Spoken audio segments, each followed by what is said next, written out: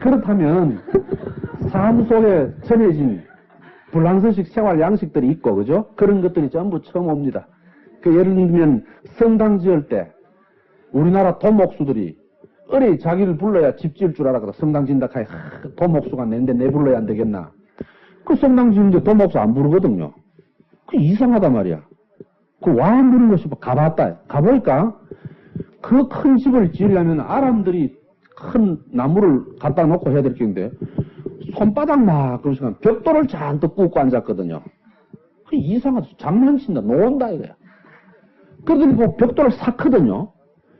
저를 살 바에 아예 크게 뭉뚱뭉뚱 샀지. 와, 여러 만들어 샀느냐.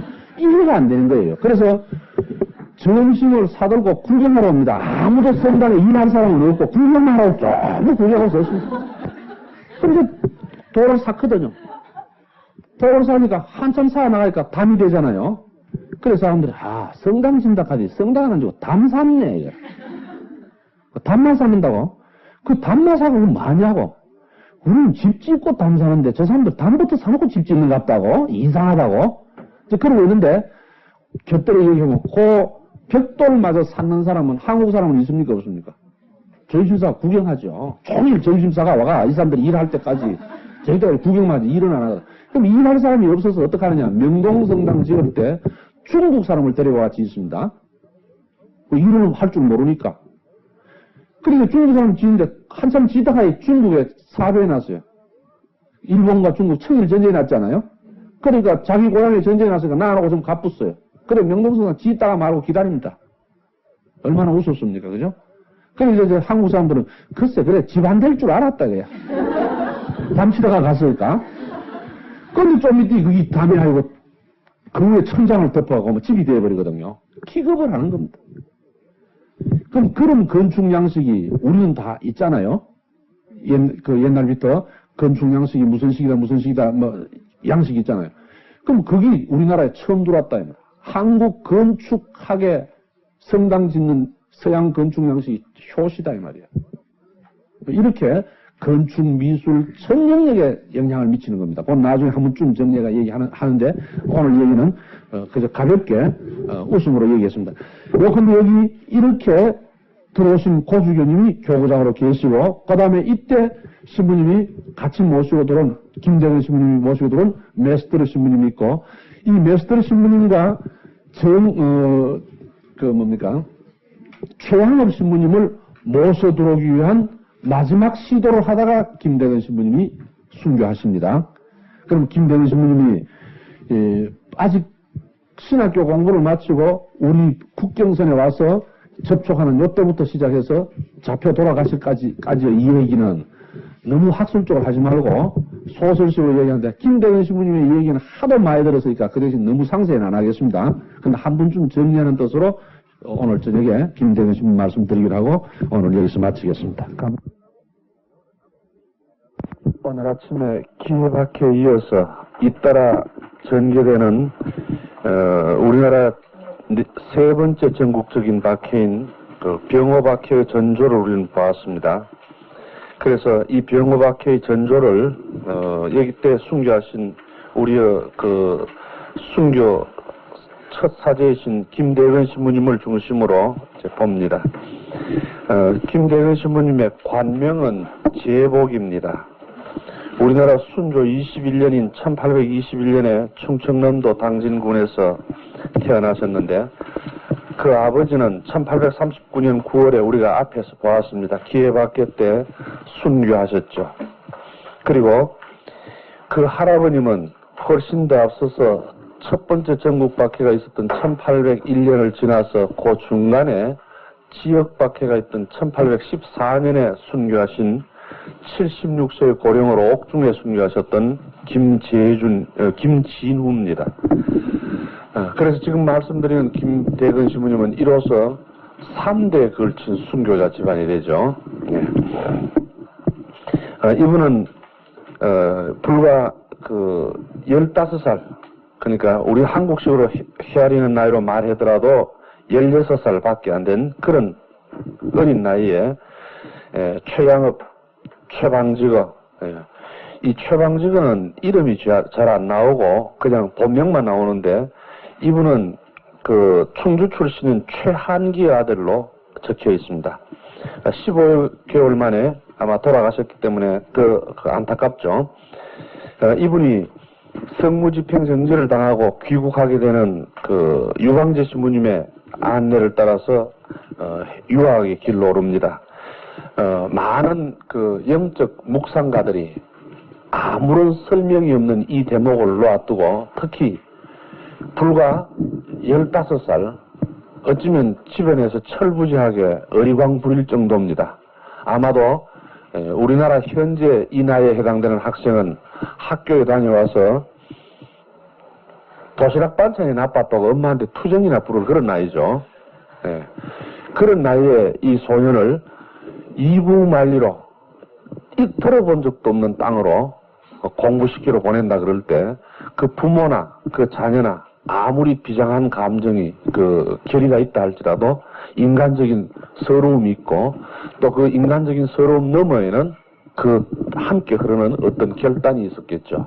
그래서 이 대목을 묘사해보는 많은 사람들의 묘사들이 있습니다.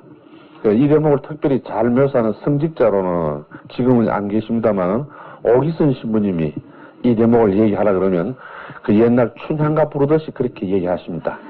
아마 수님들 가운데 그 얘기를 들으신 분이 계실 것이고요. 또 김대현 신부님은 첫 사제이기 때문에 이분에 대해서 특별히 여러 가지로 강론을 하신 많은 분들은 이분의 생애 중에 어느 대목에서 특별히 공감한 대목을 상상해서 그 상황을 구체적으로 설정해서 설명하시는 분들이 많습니다. 그러나 여러분 그 모든 상황이 각각 다르다고 해서 달리 생각하지 마시고 또 어떻게 절실히 말했더라도 저는 생각이 그보다는 더 절실했을 것으로 느껴집니다. 이분에 대한 어떤 기록이 그렇게 상세히 나와 있는 대목은 아무데도 없습니다. 지극히 간단하고 진실이라서 그런지 모르지만은 어떤 형용사도 붙지 않고 아주 담백하고도 솔직하게 몇 마디로 간략간략하게 적혀 있을 뿐입니다. 이제 그 대목을 읽고 뜨겁게 느끼신 분들이 그걸 이제 상황을 설정하죠. 예, 그런 것들은 여러분이 들으시면서 더 절실하게 받아들이셔도 절대로 과장됨은 없으리라 막 그런 느낌이 듭니다.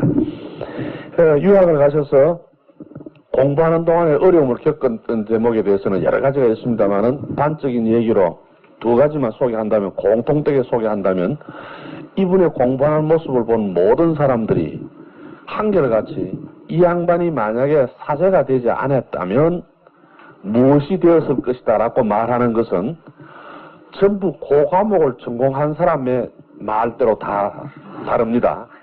그러니까 미술을 가르친 사람은 내가 알기로 김대근은 신부가 아니면 미술가가 위대한 미술가가 되었을 것이다. 또 이제 음악을 하신 분은 내가 알기로는 김대근은 신부가 아니었으면 위대한 음악가였을 것이다. 이제 그런 표현들이 나오는 걸 봐서 이분의 재능이 뛰어났다는 걸 알 수 있겠죠. 그런데 걱정하지 않고 함께 갔던 최방지가 15개월 만에 죽는데 사실은 이분이 김대근 신부님이 맨 마지막에 신학생으로 결정이 납니다. 그러니까 다른 분이 신학생으로 결정된 뒤에도 거의 3개월이나 더 뒤에 결정을 하는데 왜 그런 3개월이나 늦게 결정하느냐. 나이도 어릴 뿐만 아니라 몸이 약해서 이런 몸으로는 공부할 수가 없다고 이 보내나 마나 그걸 걱정한 겁니다. 그랬는데 이제 걱정 안 했던 분은 15월 만에 돌아가시고 걱정했던 분은 끄떡없이 공부를 해내죠.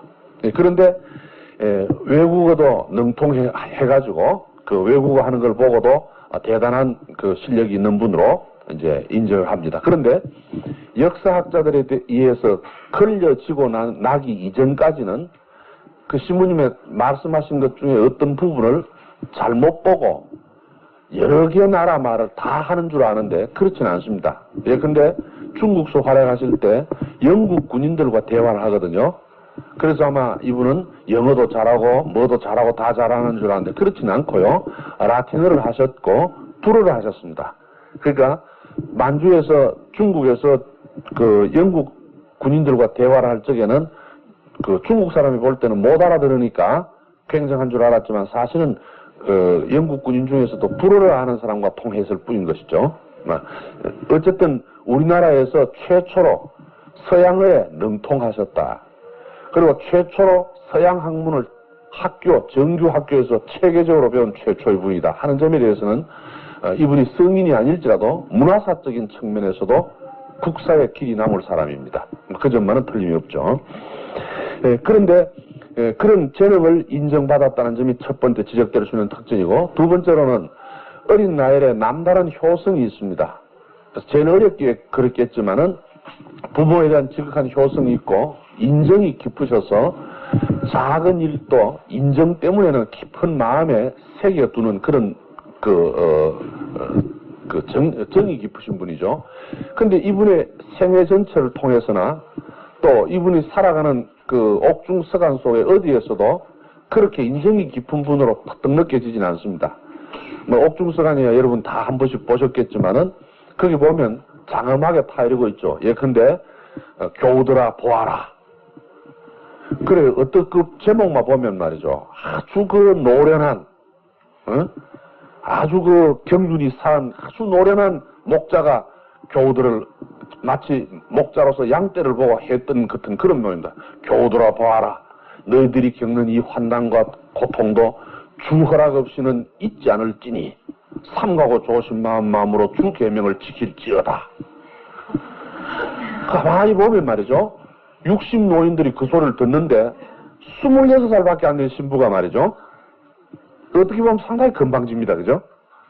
그러나 우리가 옥중성 안에서 그런 걸 전혀 느낄 수 없죠. 그걸 생각해보면 그런데 사실은 전혀 그런 걸 느낄 수 없도록 그만큼 그분의 생각이나 목자로서의 그 자질이 깊다 이 말이죠. 그래서 그를 아는 김대근을 아는 서양의 모든 신부님, 특히 그를 직접 지휘했던 페레올 고주교님 같은 분은 그분에 대한 칭찬을 말할 수 없이 합니다. 예컨대 이분이 만약에 살아있었다면, 그대로 계셨다면 더 할 수 없는 위대한 목자가 될 수 있었다. 거듭 칭찬하죠. 그리고 물론 그분이 돌아갔을 때 페레올 주교님은 그 편지 속에 절통해하는 표현은 사제로서 더 할 수 없는 표현을 합니다. 친구 신부에게 그런 말을 합니다. 김대근 신부님의 그 순교 소식을 듣고 나의 애통함이 어떤 비유로도 해당되지 않도록 깊다는 것을 당신네들이 짐작이나 하시겠습니까? 하라는 그런 표현이죠. 그만큼 이분을 칭찬합니다. 그러니까 다양한 여러 방면으로 뛰어난 재능을 가졌었는데 그 재능의 위대성이 부분적으로 앞으로 이 얘기하는 속에서 잠깐씩 납니다. 그래서 그분을 칭찬하는 이 얘기는 그렇습니다. 그 서양 모든 신부님들이 예를 들면 앞서 얘기했던 모방 신부님 같은 분은 박해가 내려진 북경 시내에 당나귀를 타고 입성을 해가 모든 사람을 깜짝 놀라게 했잖아요. 이제 그랬죠. 그 밖에 또 무모하기로 말하면 배삭이 없는데 마닐라까지 가가 배 끊어 가도 하던 서양 사람들이 대개 한국에 나왔던 분들은 그만한 정도의 그 용기와 박력과 대담함이 없이는 안 나옵니다. 생각해 보시면 안 그렇고 어떻게 여기 나오겠어요? 그랬던 그분들이 김대근 신부님에 대해서 한결같이 칭찬하는 덕목 중에 하나가 대담무상했다 그러죠. 그럼 이 말은 그만큼 강 컸던 프랑스 사람도 못 따라갔다 그 정도입니다. 대담무상했다. 그러면서 무슨 일을 맡겨도 믿을 수 있었다. 20세밖에 안 된 그런 분들에게 어떻게 이런 칭찬이 나올 수 있는가? 그게 결코 우연하지 않다는 것을 그 짧은 생애 속에 우리는 볼 수 있습니다. 그 다음에 세 번째 이분들에 대해서 공통되게 칭찬하고 있는 것은 그가 그 젊은 나이에 목자로서 갖출 모든 영적, 영성적, 지적, 그 다음에 사고력과 판단력을 완전히 다 갖췄다는 겁니다. 우리가 보통 아무리 그 사제를 존중하고 하지만은 사제도 인간인데 그 나이에 따라서 경륜이 사여지면서 완숙한 경지에 들어간다는 것은 그건 인간의 자연스러운 현상입니다.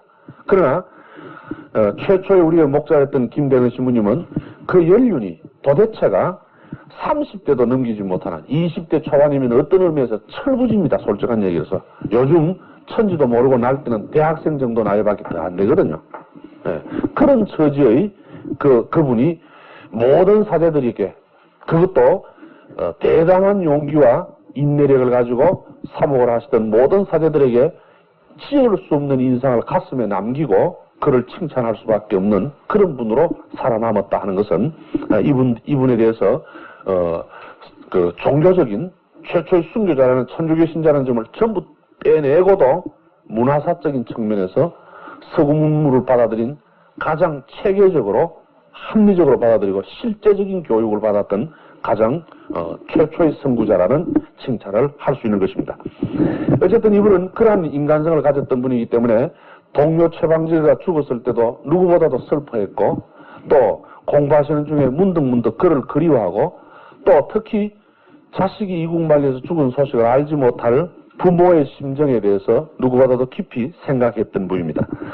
밀란으로 인해 가지고 더 이상 공부할 수 없어서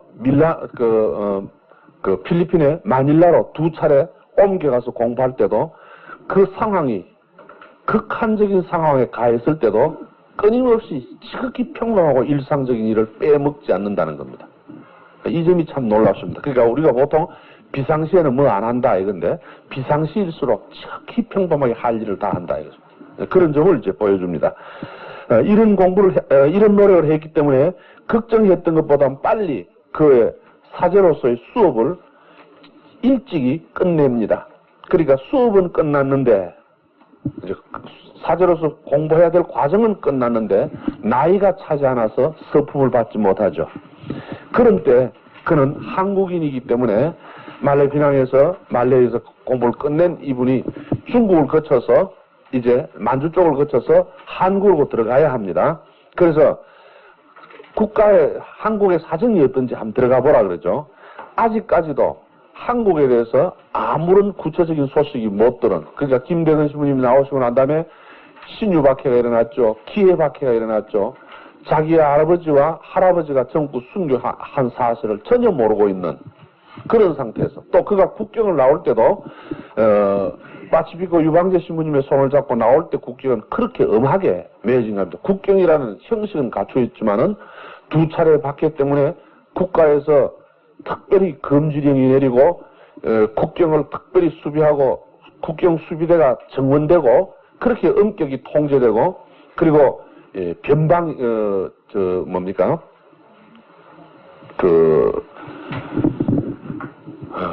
사방백리를 띄어가지고 철책을 세워놓고 서로 변문을 만드는 거는 인조 때 들어와서 만들거든요. 인조 때부터 이게 만들어졌거든요. 그렇게 강화된 사실을 그들은 못 깨닫고 있죠. 그러니까 여유가 있는 시간에 기왕이면 한국으로 들어가서 한국도 갈 수 있는 길이 있는가 한번 알아보는 것이고 그때 프랑스 외방선교에서 한국에 파견된 신부님들도 있으니까 한국에 계실 신부님에게 가능하면 이 신부님을 빨리 한국 안으로 모셔들여 놓고 사제서품도 받으리라. 아주 낭만적이고 아니란 생각이죠. 그런 생각으로 만주 쪽을 가야 되겠는데 그 중국 본토 쪽으로 올라가야 되겠는데 올라갈 방법이 별로 없다 이 말이죠. 그러던 차에 1842년 2월에 프랑스 군함 2대가 북상을 하는 군함이 생겼습니다. 그럼 이 프랑스 군함은 어째서 북상하는 일이 생기느냐?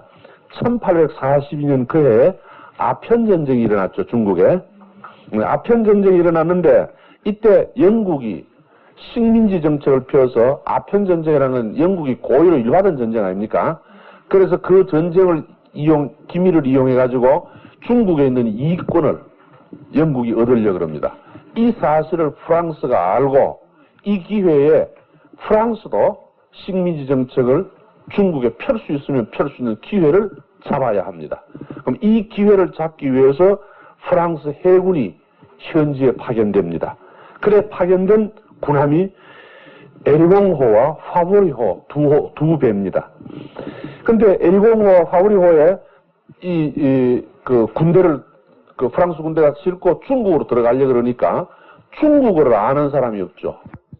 중국말을 하고 중국과 통할 사람이 없습니다. 그럼 이 중국말을 하고 중국과 통할 수 있으려면 통역관이 필요하죠. 이 통역관이 누구냐? 통역관을 맡을 사람이 없다. 그래서 실은 사람이 누구냐? 이 최양업 신부와 김대건 두 신부를, 아직은 신부 아니죠. 신학교 수업을 마친 두 사람을 2배 하나씩 태웠습니다. 그래서 에리공호에는 김대근 신부니가 화보리호에는 최양업 신부니가 탔는데 그럼 두 분이 중국말을 하는데 그럼 불어를 가지고 또 이 중국말을 하는 이 말을 그 불어로 얘기해주면 그 불어를 듣고 프랑스 군함의 함장에게 외교적으로 통역을 해낼 사람이 또 없다 이 말이죠. 그래 이 일을 맡기를 프랑스 신부들이 맡아야 돼요. 그래서 에리봉호에는 메스트르 신부와 또 파브리호에는 브리니엘 신부가 두 분이 다 한국에 파견될 신부들입니다.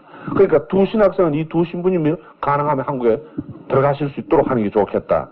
그래 배를 타고 그래서 두 배에다가 각각 나누어 타고 이제 중국으로 올라가는데 이때 중국에는 이미 천주교 박해가 일어났기 때문에 매우 조심해야 된다는 사실은 그들은 중국에 살면서 느끼고는 알고는 있습니다.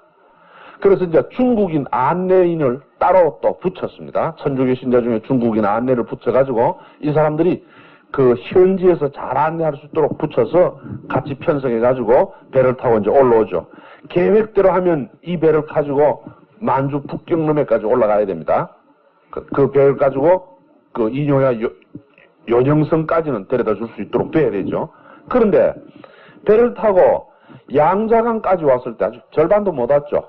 양자강 어구에 도착했을 때 이미 1822년에 아편전쟁은 끝나고 남경조약을 맺어가지고 영국과 중국 사이에는 아편전쟁 뒷 마무리를 끝냈다 이 말이죠. 그럼 끝내고 난 다음에 프랑스 군함이 올라가면 뭐합니까? 아무 소용이 없죠. 그 군함은 군함입니다. 군함은 군사적 작전 임무가 끝나면 돌아가야 되죠. 자기가 필요할 때는 신부님과 신학생을 태웠지만은 자기 작전이 끝나니까 신부님들이 가야 할 목적지하고는 관계없습니다. 그래 양자가 오고요. 그냥 내려놓고 그냥 가버린 거예요. 그 할 수 없이 이제 거기서 느리어서 오도 가도 못할 형편이 됩니다. 그런 상태에서 안내원의 안내를 받아서 배를 한 척 구워가지고 양장을 어구에 도착해가지고 양자강 입구에서 이제 육지에 상륙을 해야 되는데 그 배에서 하선해가 작은 배를 타고 상륙을 하는데 중국에는 천주교 신자를 잡는다는 위험성이 있으니까 어두워지기를 기다렸죠. 한참 어두워지기를 기다리다가 이제 사람이 잘 없고 인적이 드물고 잘 보이지 않을 그런 때가 돼가 지금쯤은 되겠다 싶어서 조심스럽게 배를 타고 육지에 딱 떼가지고 두 사람의 신부와 신학생이 육지에 발을 올리고 딱 일러섰는데 갑자기 숨어있다가 나타나는 것처럼 30여 명의 젊은이들이 이 사람들이 올라오는 것 쪽으로 몰려오기 시작합니다. 그러니까 이거는 자기들은 숨어왔는데 사실은 지키고 있다가 잡으러 오는 거죠. 그래 느낄 수밖에 없죠. 그래서 그만 얼마나 놀랐으면 중국말을 하는 안내원이 말문이 막혀가 아무 말도 못합니다. 공포에 질려가지고요. 그쯤 되니까 두 분 신부님이고 거기 있는 사람 모두 다 제정신이 아니죠. 그러니까 32명은 이 사람들을 둘러싸가지고 중국말로 뭐라고 떠듭니다. 그 내용은 뭐냐 하면 이 사람들은 사실은 잡으러 온 사람이 아니고 그 동네에서 외국인을 상대로 장사하고 뭐 물건을 받아내는 사람들이거든요. 그러니까 서로 손님을 끌려고 하니까 손을 잡고 물건 팔 때 있으면 내한테 팔아라는 얘기죠. 이제 이러는데 중국말을 모르는 사람 입장에서는 잡으러 오는 줄 알았고 와서 손을 붙잡고 가자 그러니까 잡혀가는 걸로 느껴지잖아요. 그런데 일이 그쯤 됐거든. 중국어 하는 안내원이 정신을 차려가 안 그렇다고 말해줘야 되는데 이 사람은 너무 놀래가 아직도 분간을 못해가 손님을 끄는 사람인지 잡으러 온 사람이 분간을 못해서 말문이 이렇게 말을 못합니다. 그래 이 양반들이 가자 그러다가 안 가고 그 보통 사람 같은 물건 팔아 온 사람이 자기 물건값을 많이 받기 위해서 눈치를 보고 손님을 끄면 돈을 많이 받을 사람한테 찾아가려고 해서 살펴야 되는데 공포의 진리가 떨기만 떨고 말을 안 하니까 이제 중국 사람들 이거 이상한 사람들이다 이거죠. 이거 혹시 뭐 이상한 사람 아니냐. 그렇다면 관과에 일러 바치는 게 안 옳겠나. 원래 부정한 방법으로 돈을 번 사람은 반드시 관의 끈앞으로 그런 밀고를 하게 되어 있는 사람들 아닙니까? 상황이 점점 불리해 가는데 그때까지도 통역관에는 정신을 못 차려 말을 못하는 거야. 공포에 질려가지고. 그래 이제 이 중에서 메스터르 신부님이 중국말 몇 마디를 할 수 있습니다. 그 혼란 속에 메스터르 신부님이 두 말 중국말로 얘기를 해도 그 사람 말을 듣지도 않았죠. 이 중국 사람 아닌 것 같아 보인다. 이런 식이죠. 그때 김대근 신부님이 대단히 큰 소리로 또렷하게 말이죠. 너희들이 죄 없는 사람한테 무슨 무례한 짓을 하느냐고 호통을 쳐 꾸짖습니다. 쪼리정연하게 꾸짖죠. 하도 큰 소리를 정연하게 꾸짖으니까 30여 명이 놀래가 꼼짝 못합니다. 말하자면 이런 게 그 대단무상함이죠. 우리가 볼 때 대단찮은 것 같지만 사실 그게 한번 상상을 하면 숨어서 해가 지기를 기다려 겨우 올라서자마자 들이덮친 그 갑작스러운 상황에서 그렇게 해낼 수 있다는 것은 기지만으로도 되지도 않고 담력만으로 안 됩니다. 그게 겹쳐야 되는 거죠. 그러니까 이제 상대방이 좀 멀쑥해지니까 한참 듣다가 멀쑥해지니까 그 사람들이 그러죠. 이제 역으로 이제 장사꾼이 눈치가 빠르니까 역으로 칩니다. 아까 그러면 이 사람한테는 물건 얻을 건 없다고 생각했기 때문에 그렇다면 당신네들 말이지 행적이 수상하니까 관가에 고발해야 되겠다. 이제 그러죠. 그래 김대근 신부님 그래서 다시 관가에 고발해라 말이야. 죄 없는 우리는 고발해도 아무 관계 없다 말이야. 그 대신 너희만 수고로울 것이다. 마음대로 해봐라. 그러고 이것이 너희들이 사람을 대접하는 방법이냐고 호통을 칩니다. 그래서 이제 멀쑥해진 그 사이에 어떤 중국 사람 둘이가 급하게 뛰어와서 이 싸움을 말리고 이 신부님을 모셔가는데 그게 뭐냐면 그 지역에 숨어 사는 천주교 신자가 상황이 급한 것을 알고 보내서 만류해 준 것입니다. 이제 그 덕택에 생명을 구했죠. 그래가지고 이제 다음 길로 옮겨가니까 중국에 올랐을 때부터 이 사람들은 이런 일 때문에 이제 간이 떨어지니까 이제 그 자라보고 놀란 심정이 소뚜껑 보고도 놀란다고 이제 안 놀랄 곳이 없죠. 이제 공포의 진리가 살고 있는데 그래 그런 식으로 올라와서 양자강 입구까지 와가지고 훨씬 더 올라와가지고 이제 한국 쪽에 가까운 지역까지 와 팔가자 근방까지 왔는데 거기에 와서 도착한 때가 아마 그해 가을 42년쯤 됩니다. 요동해까지 왔죠. 그러니까 만주 요동동에 상주한 게 42년 10월 25일경인데 그래 이해 10월 25일에 요동땅에 도착해가 겨울이 됐는데 추운 겨울이 됐는데 이제 소문이 들리는 거죠. 도착하니까 소문이 들리는데 그래 한국에서 왔다는 사람도 있고 해서 이제 물어봤습니다. 주막집에서 물어봤죠.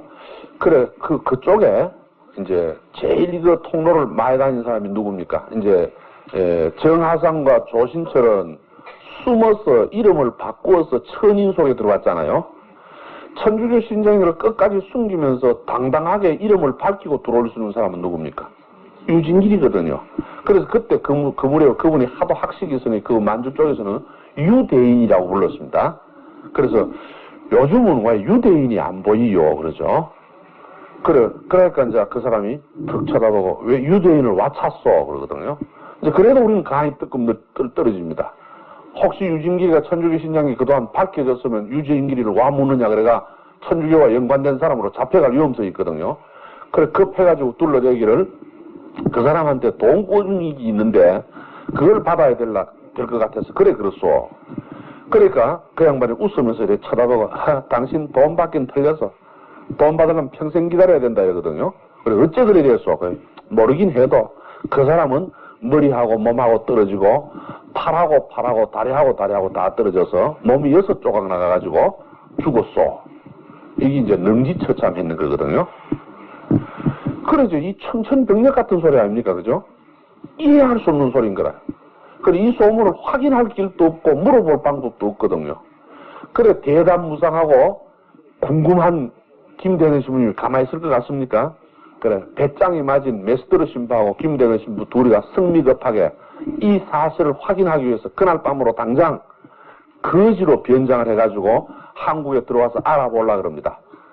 그래, 거지로 변장해가 한국에 들어오려고 그러는데 그걸 그냥 놔뒀으면 들어오긴 고사하고 국경에서 답싹 잡혀 죽었죠. 그 참고 아슬아슬 사이에 만주교구 교구장 주교님이 그 소식을 그 말씀을 듣고 두 사람 불러가 당신네들 알아도 몰라도 너무 모른다 이 말이죠. 국경이 얼마나 삼엄한지 아나. 어제로 하고 다르다.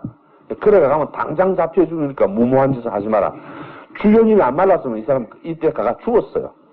근데 주교님 말리시는 덕택에 그걸 받아들이고 포기했죠. 거지로 들어가면 포기하고 그 대신 이제 봉황성 입구에 변문을 통과하는 길 앞에 무심코 나왔었는데 한때의 행렬이 그 앞을 지나갑니다. 웬 행렬인가 하고 보니까 동지사 행렬이 이제 그저 통과해 들어오는 거죠. 이제 그걸 보고 김대근 신부님과 같이 왔던 다른 두 분의 사람이 그 행렬을 하염없이 바라봅니다. 바라보면서 속으로 틀림없이 여기 조선교회에서 파견한 밀사가 있을 텐데 300여 명의 행렬 중에 누가 그 사람인지 아느냐. 알 길이 없다 이 말이에요. 그래 김대근 신부님이 살피다가 보니까 뭔가 대단히 순박해 보이는 사람이 하나 있다. 그래 이말무지로 그 양반한테 내가 당신 어디서 와요? 그래 조선에서 와요. 그 성함이 뉘시오. 그러니까 보통 뭐 낯선 사람이 와 성함이 뉘냐 그럴까 대답 안 하는데 양반이 순해서 그런지 몰라가지고 내가 김아무개요 이름을 댑니다. 그래 김아무개라는 이름을 듣긴 들었는데 그러고 더 이상 물어볼 수가 없잖아요. 이제 보내고 또 그럴싸한 딴 사람이 있는가 암만 찾아봐도 그럴싸한 사람이 없어요. 300여 명이 처음부터 끝까지 내가 다 봐도 종일토록 봐도 적당한 사람이 없어요. 그래 처음에 만났던 김씨라는 그 양반이 그래도 제일 착할 것 같아서 그 사람을 도로 찾아갑니다. 그래 도로 찾아가가 또 인사를 하니까 그 양반도 인사를 하면서 뭔가 모르게 쭈뼛쭈뼛 하거든요. 그래 김대근 씨가 용감하게 물어봤습니다. 혹시 당신이 천주교 신자 아니요? 그러니까 땅이 중국 땅이거든요. 외부 사람 아닙니까? 그래서 그렇소 그러거든. 근데 그렇소 그러는데 믿을지 못 믿을지 그걸 모르겠다 이 말. 그럼 그렇다면 당신 본명이 뭐요? 그래 방직어요. 김프란치스 코다 이거지. 너무 반가워서 껴안고 인사를 하는데 그게 이제 사람들이 뭐 이상하거든요. 그래 그때는 조금만 이상한 일이 있으면 모두 삥 둘러서 구경합니다 이렇게. 그게 이제 비밀이 유지가 안 된다 이 말이야. 이리 되니까. 그런데 두 사람이 비밀을 유지하기 위해서 적당한 핑계로 피해가지고 따로 만나는데 이분이 이제 그때 한국에서 돌아가시면서 썼는 성직자들의 편지를 하고 한국교회 사정들을 적은 편지들을 다 가지고 비밀에 다른 사람 물어도 성도 말 안 하는데 당신 어디서 와요? 한국에서 왔어. 성이 뭐요? 김아무개요? 그거 말한 거는 사실적인 이 사람도 누군가를 만나야 되는데 누군지를 모르는 처지니까 그래 대답을 해준 거요. 그 밖에 딴 사람 대답을 안 한 거요. 그런 그게 없으니까 괜히 뭐 외국 사람하고 말할 필요가 없는 거죠. 그래서 이제 만나게 돼가지고 거기에서 두 차례 박해가 일어나서 국경선이 그렇게 굳어졌다는 거. 그리고 김방지가 절대로 이 선으로는 못 들어온다. 외국인 신분이 못 들어온다. 한국 사람도 들어가기 지극히 어렵다.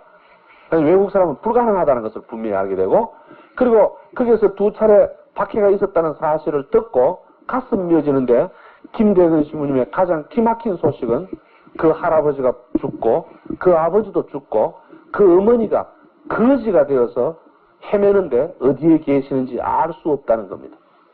이게 사제가 되기 위해서 공부를 마친 사람에게 전해진 첫 번째 소식이죠. 이 소식을 듣고 미어지는 가슴을 어찌할 길이 없어서 국경선 돌파가 어렵다는 걸 아니까 외국 신부님은 오실 수 없다니까 하지만은 그러나 이 사실을 확인하기 위해서 거기에서 김방지가 보고 그럼 되었다 이 말이야. 우리가 바로 고주교로부터 파견돼 온 사람들이니까 부연사의 길로 당신 더 따라갈 필요 없다. 우리가 몸을 피해서 신부를 영입할 준비를 하자. 그래 김방지가 큰 잘못 생각하는 거다. 그랬다가는 나도 이제 앞으로 이거 못 땡긴다 이 말이야. 그래 나는 일단 당신하고 만난 거는 전혀 이쪽에서 눈치채지도 못하고 모르도록 하고 나는 북경까지 갔다 온다 말. 그리고 당신이 말하는 신부 영입 운동을 이 국경선을 통해서는 불가능하니까 포기하라 그러고 그냥 가야 된다 그럽니다. 그래서 김방직은 김대근 신부님은 같이 있던 동행 두 사람을 비밀리에 김방직과 동행시켜서 그러니까 따로 가면서도 서로 연결이 되도록 동행시켜서 고주교님과 만나서 한국교회 사정을 보고할 수 있도록 주선을 하도록 해놓고 그러니까 두 사람을 보니까 김대근 신부님 혼자 됐잖아요. 단신의 몸으로 놀랍게도 국경 탐사 작업을 합니다. 이게 대단무쌍한 거죠. 그래, 그 국경 탐사가, 자, 1차 국경 탐사인데요. 제 1차 국경 탐사가 82년 12월 겨울인데, 의주 변문을 통과해가지고, 위험을, 입국했지만 위험을 느끼고 제차 8가지로 퇴거했다. 그런데 요 간단한 한 줄 속에 적혀있는 얘기 내용은 이렇습니다. 자, 변문을 통과해야 됩니다. 우선, 봉황성 변문을 통과해야 되겠죠. 그럼 이걸 통과해야 되는데, 군인들이 탁 지키고 있습니다. 지키고 있는데, 이 사람들도 어설프게 안 지킵니다. 몇 사람은 앞에 써가지고 한 사람 한 사람을 불러서 통행증을 보고 내보냅니다. 그런데 이 사람들이 통행증을 보고 내보낼 때 혹 그 행렬 속에 숨어 나가는 사람을 보기 위해서 높은 장대를 하나 만들어 그 위에 병사 하나가 또 올라앉아 밑에 내다보고 지키고 있습니다. 그래서 김대회 신부가 이쯤에서 이 사실을 파악하고 도저히 이 행렬에 가는 사람 속에 숨어서 통과할 길이 없다는 걸 알죠. 그래서 기가 막히게 방법이 없는데 그때 이 병문을 소를 몇 마리 끌고 통과하려고 오는 사람이 오거든요. 그래서 아침부터 기회를 노렸지만 놓치고 날이 어두워질 무렵에야 소를 끌고 오는 사람을 보고 때는 이때다 싶어 대담하게 그 소 사이에 들어갑니다. 그래 소 사이에서 이 통과됩니다. 그게 기발한 통과죠. 그런데 김대현 신부는 소 사이에 통과를 했지만은 곧 붙잡힐 거거든요. 그럴 거 아닙니까? 그죠? 그 오금이 저 뒤에서 곧 잡아갈 것 같은 거 아닙니까? 그러니까 이 병문을 통과해가지고 다른 사람은 병문 통과해서 여기서 좀 쉬이 가지만 김대현은 못 쉽니다. 곧 잡힐 것 같아서 겁이 나가 땀새도록 걷는 거예요. 죽으라고 걷는 거예요. 그러죠. 이번에는 의주 관문을 또 통과해야 됩니다. 마찬가지입니다. 한 사람 한 사람 면회가 보자그러고 갑니다.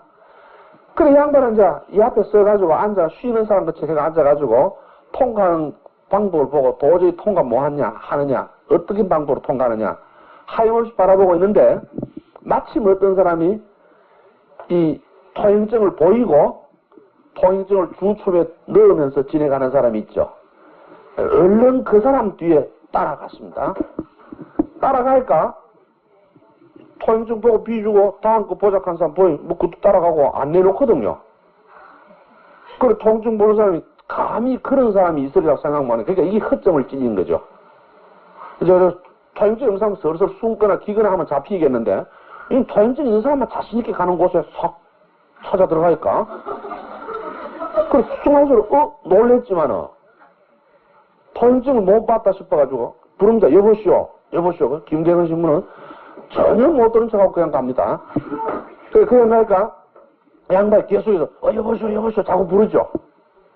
대답하라 안 하면 안 될 정도로 계속 부르니까 김대건 신부가 그 대답 무성하다는 게라 돌아서가 뭐 말이오 그러죠. 통행증을 금방 보고 무슨 소리요? 당당하게 그러가 너무나 당당하니까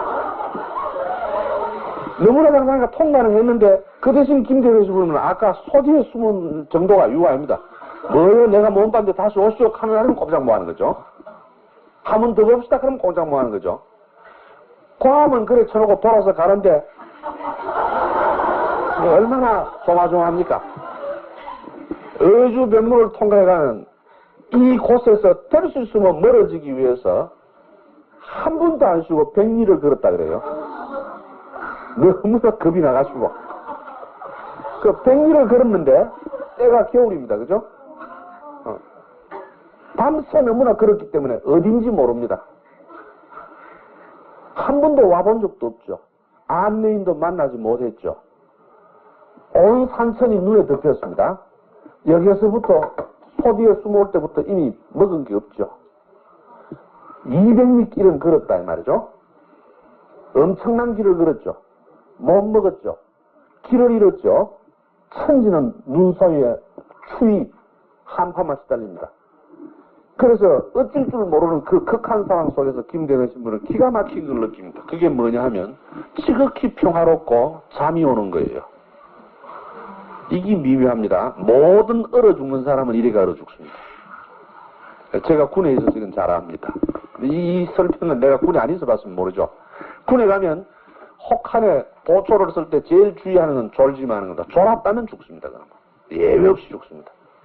그러니까 사람이 몹시 추워서 이러고 떨고 있는데 순간적으로 하나도 안 춥고 몸이 편하게 풀리면서 잠이 살아오거든요. 그대로 죽어버리는 거예요.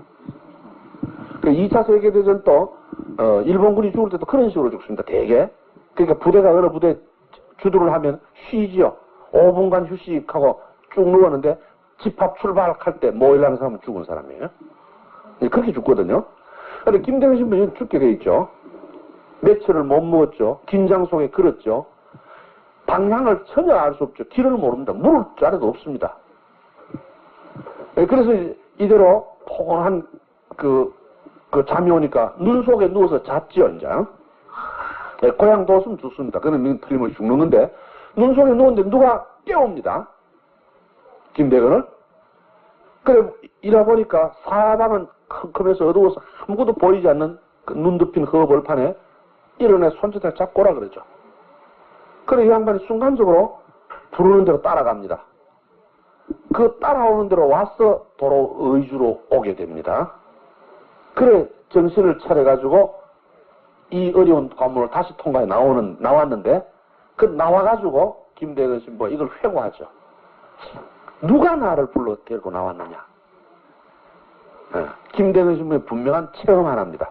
그런데 이 김대건 신부님이 이 체험을 하고도 하시는 말씀이, 나는 분명히 내가 이해할 수 없는 방법으로 나왔다. 그것은 흔히 말하는 기아와 추위에 의식을 잃은 사람들이 흙것을 본 것이다. 그렇지만 나는 그 흙것을 본 덕택에 살아남을 수가 있었다. 그렇게 말합니다. 얼마나 과학적인 말을 하십니까? 그러나 보통 사람이면 이거는 틀림없이 기적이죠. 그래, 그분이 누군가 우리 어머니 같은 분이 나를 깨워 데리고 나왔다 그러거든요. 그럼 이건 우리 생각에 성모님이 것입니다 하는 걸 어떤 느끼게 하는데, 김대건 신부님 자신이 이걸 가지고 내가 소중하게 목숨을 건졌을 뿐이지 그 이상 다른 말을 못하게 하니까 기적이니 하는 식으로 까불고 그런 소리는 없습니다. 그러니까 우리가 영적 체험을 할 때 너무 경망하게 하지 말아야 되죠. 김대건 신부님이 모범을 보여주시는 겁니다. 그래서 이런 체험으로 되돌아와서 이제 김대건 신부님이 이 압록강 국경을 통과할 수는 도저히 없다는 사실을 직접 확인했습니다. 확인해서 이 사실을 보고할 때 고주교님은 김대건 신부님이 보낸 김프란치스코에서 한국교회 사정을 처음으로 알죠. 그때서 고주교님도 이미 자기가 받았던 선임, 자기는 말하는 자기 상과라고 알고 있던 앵베르 주교, 보좌주교로 임명되었었잖아요. 돌아가셨다는 걸 이때서 알죠. 이때 알고 그는 아까 어제 오전에 설명했던 그 비장한 편지를 친구에게 남깁니다. 기뻐해라, 부러워해라. 내가 가장 죽음의 십자가 가까이 있다 말이야. 그대들이 참으로 십자가의 정인이라고 한다면 나보다 유리한 사람은 없다라고 말하죠. 이제 그런 그 기가 막힌 각오가 담긴 편지를 남기고 죽을 각을 하고 한국으로 들어오는 거죠, 이제. 그러니까 고주교님이 그 편지를 썼을 때 그 비장한 마음이 있었죠. 근데 김대건 신부님으로부터 국경 돌파 불가능이란 보고가 나오죠. 그러니까 고주교가 다시 묻습니다. 그거 말고는 국경이 없느냐 이거죠. 이 방법은 하나 있다. 뭐냐? 이게 압록강 쪽이면 백두산을 넘어서 두만강 쪽에 여기 경원 당시 경호원, 그러니까 소련 국경, 중국 국경 소역에 우리나라 국경 도시가 하나 있죠. 경원이죠. 네. 이 국경선을 통과할 방법이 있을 가능성이 있다. 그래서 이제 그걸 그럼 개척해봐라. 그래서 2차 국경 탐험을 합니다. 그 2차 국경 탐험을 할 때 주교님의 그 명을 받고 다시 출발해가지고 이번에는 백두산이 있는 이 북간도 쪽을 향해 나오죠. 나와 소식을 들으니까 아무 때나 여기 통과할 수 있는 게 아니라 이 경호원에 시장이 쓰는 날이라야 통과한다. 어쨌든 시장이 쓰는 날은 통과할 수 있다는 소식을 듣습니다. 그래서 한국교회 신자들하고 기묘한 방법으로 김방지가 이제 왔다 갔으니까 기묘한 방법으로 김대건 신부님이 일로 들어가서, 아직 신부는 아니죠. 일로 들어가서 만날 수 있는 가능성을 서로 협조했습니다. 그래 놓고 이제 이쪽으로 출발해 갔는데 이 갔다가 여기 다녀온 과정을 김대건 신부님이 직접 일기로 써서 남겨놓은 부분에 한 부분이 남아 있습니다. 전부 다를 소개 못하고 다만 그 일기 중에 한 부분을 소개해보면 그런 말이 나옵니다. 주교님의 강복을 받고 나는 이 길을 떠난 이후 우리가 겪은 고통이 얼마나 심했는지에 대해서는 아무도 상상할 수 없을 것입니다. 그리고 이제 이 지역을 찾아가기 위해서 송화강이 흐르는 중국 도시에 오죠. 네. 그 목단인가? 목단강 있는 그 도시입니다. 끝없이 넓은 벌판에 방향을 구별할 수 없는 그 눈 속에 한 줄기 강물이 흐르는데 그 강은 얼어붙어 있고 아무런 방패도 없이 찬바람이 몰아치는데 작은 언덕의 의지에서 만들어진 이 삭막한 도시에 서면 지평선 끝끝에 아득히 보이는 산, 그것이 장백산 줄기이고 이것이 중국과 한국을 가로막아서 넘어갈 수 없는 장벽이 됩니다. 우리는 추위와 굶주림 속에서 이 길을, 가도 끝없는 이 길을 갔다 해서 경호원에 이르르니까 아무도 우리를 만나볼 수가 없게 됐다. 시장이 열려야 만나볼 수 있는데 그 시장이 있는 날이 어느 날인지 기약할 수 없다. 우리는 그 목단강을 타고 이 경호원에 이르는 이 중국 허허벌판을, 눈 덮인 허허벌판을 추위와 굶주림 속에 걸을 때 나는 절실히 느낀 바가 있습니다. 그게 뭐냐? 우리 천주교 신자들은 결코 이 세상에서 서울을 가지지 못할 것이다. 너희는 이 세상에 너희의 도성이 없을 것이다 라는 말이죠. 우리는 결국 여기에서 끝없이 떠도는 한 줄기 나그네의 힘을 나는 여기서 절감합니다 라는 표현이 나오죠. 참 기가 막힌 표현입니다. 네. 그래서 이제 여기 도착해가지고 11일을 기다리니까 드디어 장이 열린 날이 되었다 이거죠.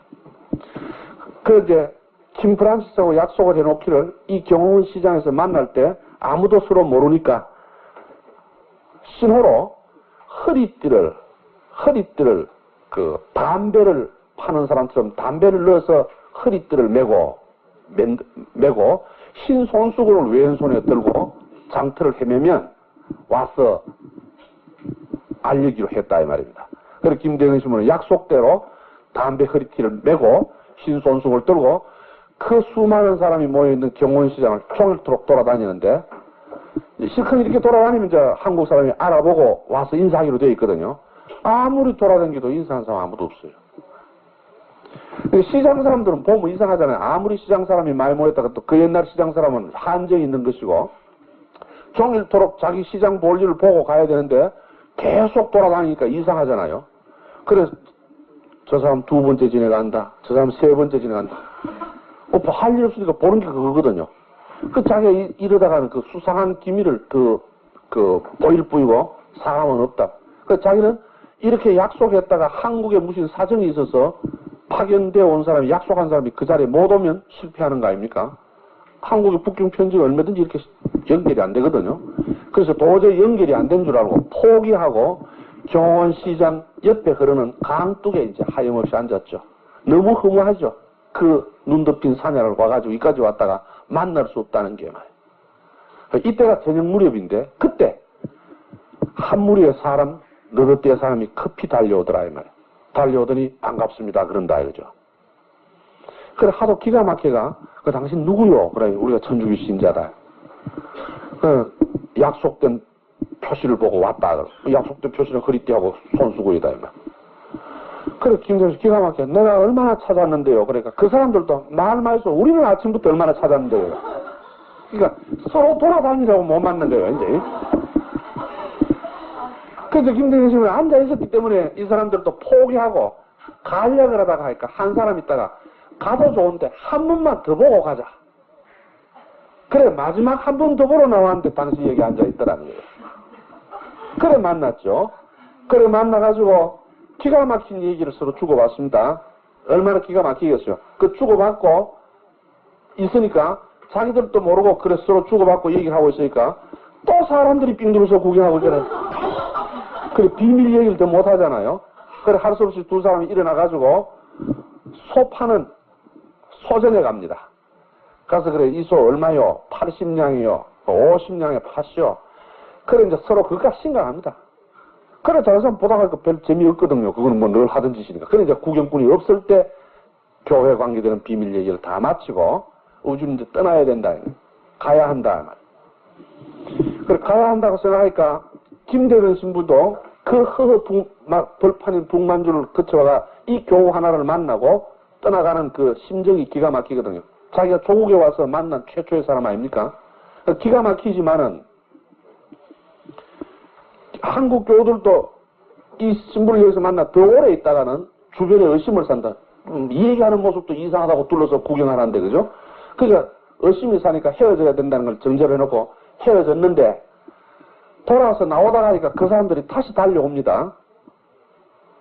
그래서 김대근 씨는 기가 막혀서 또 무슨 사고가 났는가 싶어 깜짝 놀라가지고 돌아보니까 뛰어왔어. 이별이 서러워가지고 손을 잡고 다시 강복을 청하는 거죠. 그 눈물 흘리고 웁니다. 근데 김대근 씨부님이 미어지는 가슴으로 그들을 강복해주고 조금만 더 얘기하고 갑시다. 다 치워도 좋으니까 하느님에 관한 얘기를 한마디만 더 듣고 갑시다. 그런다. 근데 김대근 씨부님이 냉엄하죠. 그러게 더 연연했다가는 의심을 사서 다 죽는다 말이에요.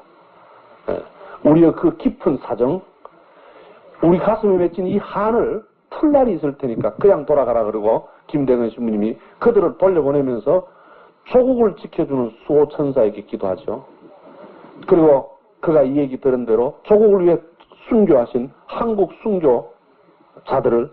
자들에게 이 당신의 조국을 순교자들이여 이 조국을 많은 자료들을 얻어서 고주경에 돌아갑니다. 그래 국경 탐험 두 분은 마친 셈이죠. 그래 국경 탐험 두 분을 마치고 되돌아가가지고 순서가 밑에 있는 부분을 보십시오. 경호 시절 이후에 교우와 접촉을 마치고 난 다음에 비로소 그 사람들로부터 상당히 많은 소식과 자료를 얻고 돌아가가지고 부제서품을 1844년 12월 17일 만주 팔가자 성당에서 부제서품을 받습니다.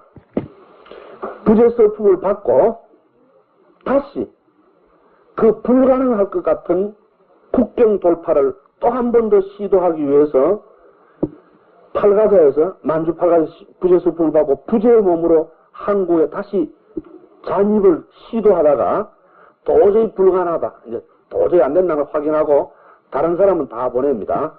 그리고 한국 사람인 김대근 신부 혼자는 가능하다고 생각하고 1845년 1월에 국경선을 돌파해가 서울까지 들어옵니다. 이 돌파는 또 아까 얘기 끝처럼 다 하려고 하면 한이 없으니까 덮어두고 서울로 잔입해 들어가지고 전후 8년 만에 서울에 왔는데 패러올 주교를 영입할 준비를 하기 위해서 서울에 왔죠. 서울에 왔는데 이때 사명을 두 가지로 받습니다. 국경을 통과하는 방법을 강구하든가 그 국경을 통과할 방법이 없다면 해로를 개척하라. 이게 김대근 신부가 받은 소명입니다. 그래서 서울에 도착하니까 국경은 자기가 거쳐왔지만 불가능하다는 육지 국경은 불가능하다는 걸 압니다. 그래서 바다로 올 준비를 해야 되는데 서울에서는 소문이 다 나 있습니다. 이미 김대근 신부님의 할아버지, 아버지 순교하셨죠. 최양덕 신부님의 아버지 최경환도 순교했잖아요. 그때 이미 그 두 분들은 다 아들이 외국에 공부하러 갔다고 해서 다 알려져 있죠. 그리고 조선관청에서 다 압니다. 이들이 외국에서 공부하면 틀림없이 국내로 들어올 것이다. 그래, 이거를 잡아라. 그런데 이제 그때 재밌는 일 상세히 많이 있습니다만 간단히 말씀드리면 세 분 신부님들이 어디로 들어왔노 이거야. 순교하실 때, 그죠? 사스당 신부님하고 모방 신부님. 그러니까 국경을 돌파했다, 변문을 돌파했다 그랬거든요. 그 덕택에 의주 부윤이 파면당합니다. 파면당하고 군대를 더 보내가 국경을 강화했습니다. 이제 그런 상황에서 국경을 지키는 의주, 새로 부임한 의주 부윤은 틀림없이 새 소년이, 그때 한 사람 죽은 줄 아직 모르고, 조정에서는, 그죠? 새 소년이 들어올 나이가 다 돼갔다. 20살이 넘었으니까 뭐가 돼도 들어올 것이다. 들어오면 잡자. 그래서 철통같이 거미줄을 치고 지금 지키고 있는 그 파인데, 신부님 돌아가는데, 교우들은 그것도 모르고 신부님 돌아가 좋다고 너무나 떠든다, 이만.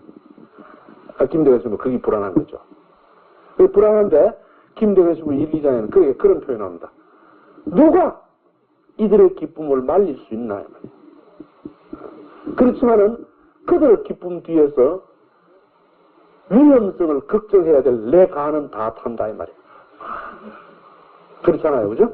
이게 지도자의 고독입니다. 견딜 수 없어. 그래서 그 사람들을 보고 기뻐하지 마라 소리는 못하고 그들을 진정시키기 위한 방법의 하나이기도 하면서 자기의 위험을 실제로 지키기 위해서 그들을 교우들을 불러놓고 조정에서 틀림없이 우리를 잡을 계획을 다 세울 것이다. 국경이 극히 엄하게 지켜지는 걸 이미 알았으니까 어려울 것이다. 그러니 내가 왔다는 사실을 가족에게도 알리지 마라 그럽니다. 그때 김대근 신부님은 그 어머니가 이미 유리글씨가 하는 거짓 신세가 되었다는 걸 잘 알죠. 그러면서도 어머니에게도 알리지 마라 하는 말을 남깁니다. 만약에 요것뿐이라면 김대근 신부는 아무리 훌륭한 신부더라도 너무나 냉정한 인간이죠. 부모를 만날 연락하지 말라고. 그래 끝내 그 머무르는 동안에 부모에게 연락을 전혀 하지 않고 다만 황해도 해안지도를 빨리 그려서 그래 이때 해안지도 그리는 게 그 우리나라 김정희죠. 김정호가 그렸는 그림보다 그 상세한 우리나라 해안선 지도가 나옵니다. 그래 이게 재밌잖아요. 전문가는 김정호 같은 금속 문학을 항상 전문가인데 김대근 신부님 전문가 아니죠. 뭐를 위해서 합니까? 사목을 위해서 했는 게 역사적인 업적이 된다 이 말입니다. 예. 어쨌든 그런 기회를 그건 부수적인 기회입니다. 그걸 해놓고 이제 배를 타고 이제 가야 되죠. 요동반도죠. 이게 요동반도예요. 그다음에 여기서 이제 배를 타고 황해도에서 배를 타고 가야 되죠. 그럼 이 백길을 알아내야 되는데 신부님이 배를 타본 적이 없거든요. 이쪽은 간 적이 없어요. 그렇지만 내가 가본 적이 없다 그러면 아무도 안 따라옵니다. 그러니까 아무 소리가 안 하고 능숙한 사공처럼 배를 만듭니다. 근데 그 어려운 형편에 죽고 사는 목숨에 경각이 달렸고 교우들이 기뻐하는 것 때문에 간장이 다 녹고 그 걸식하는 어머니마저 만나기를 거절하고 앉았는 그 형편에 모두가 순교했는데 그죠? 순교하고 남아있는 식구를 보는 그 기쁨도 사양한 채로 만드는 배가 결코 거창한 배는 아니었습니다. 자수가 나옵니다. 길이가 25자. 석자가 1m이니까 계산하면 38은 24니까 8m 조금 넘습니다. 폭은 3m 20cm쯤 됩니다. 깊이가 7자라 그러니까 2m가 채 안 됩니다. 이런 배가 소위 짱크라는 겁니다. 고기 잡는 데 쓰이는 정도입니다. 고기를 잡아도 이런 작은 배 가지고 근해에서 고기를 잡을 수밖에 없죠. 이 배를 타고 보통 이런 배를 타고 중국 가려면 큰 배 뒤에 부츠가 따라가야 되죠. 그런 배인데 고기 잡으려고 하면 요건 저 고기나 잡을 수 있는 배죠. 낚시진이나 고기나 잡고 이 배를 타고 이걸 건너갈 작정을 하는 거죠. 아무도 이 건너갈 작정을 하고 있는 걸 모릅니다. 그래서 김대근 신부는 이 첫 길이니까 너무 불안하니까 걱정이 되시니까 일단 사공은 구해보는데 사공을 열어 구하면 위험합니다. 열어서를 못 구합니다. 겨우 한 2사람. 그럼 또 김대근 신부님 생각해보니까 배 타고 가다가 뭐가 부서지면 목줄을 고쳐야 되니까 목수는 하나 있어야 되겠다. 목수 하나. 그 다음에 이제 교우 몇 사람 데려갑니다. 그리고 그 교우 몇 사람. 그래 김대근 신부까지 총원 11명이 탑니다. 타고 배가 너무 적으니까 그 뒤에 뗏목을 달고 뗏목에 뭐 필요한 물건 먹고 살아야 될 물건 좀 달아가 이 작은 배 이놈을 달아가 돛대를 달고 이제 출발입니다. 근데 그 앉았던 모든 사람은 김대근 신부님을 바라보죠. 얘가 어디 갑니까? 왜 갑니까? 카이. 어디까지 가야 됩니까? 카이. 막 걱정하지 말라고 천주성신께서 이끄시니까 그래, 그 유행어가 지금도 나옵니다. 우리는 지금 약간 장난기 약간 있기도 하는 천주신자끼리 말로 그때 원래 성신이 인도하시면 갈게 하는 소리가 납니다. 이때 나온 소리죠. 성신이 인도하시니까 걱정하지 말아요.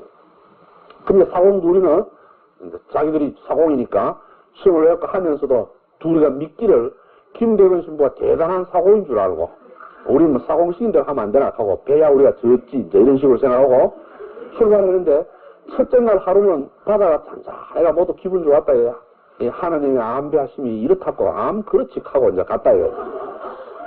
둘째 날이 되니까 폭풍이 몰아치는데 정신없다 이 말이야. 3일이 지내고 나니까 사공도 녹아떨어졌다.